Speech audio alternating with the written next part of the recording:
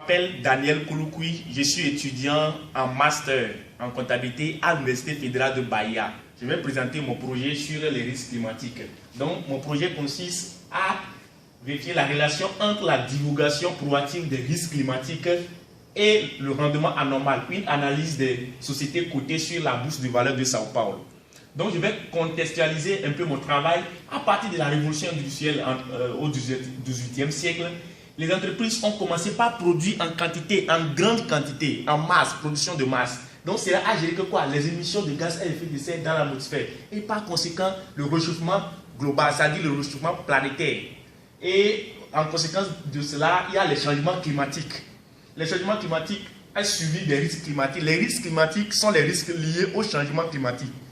Donc, le problème de recherche, c'est quelle est la relation entre la divulgation d'informations sur les risques climatiques et le rendement anormal des actions. Donc, l'objectif principal de cette recherche consiste à vérifier s'il y a une relation entre la divulgation des informations sur les risques climatiques et le rendement anormal des prix des actions sur le marché des capitaux de la bourse de valeurs de Sao Paulo. Donc, comme fondement théorique, nous allons étudier la théorie des stocks Rodet. Friedman, en 1970, dit que quoi? Que l'objectif principal et unique de l'entreprise, c'est de maximiser l'intérêt des actionnaires et des investisseurs.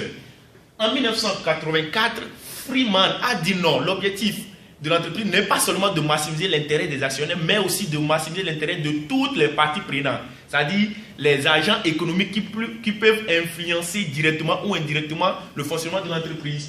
Donc, une vision de ce qu'est la théorie des stocks Rodet, c'est savoir si l'entreprise au milieu, voici les parties prenantes, il y a le gouvernement, il y a les fournisseurs, les collaborateurs, les actionnaires, les clients, etc. Donc, l'hypothèse est qu'il existe une relation positive entre la divulgation sur les risques climatiques et le rendement anormal. Donc, l'hypothèse 2 serait l'hypothèse contraire à la première hypothèse. Il existe une relation négative entre la divulgation des risques climatiques et le rendement anormal.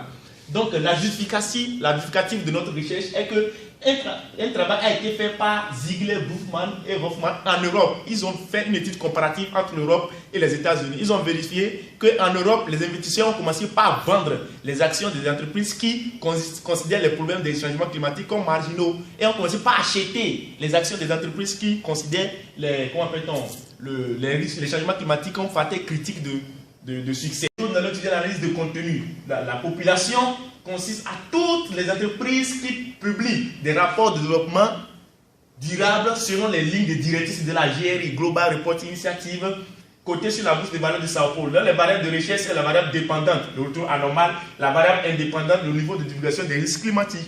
Vous voyez, merci.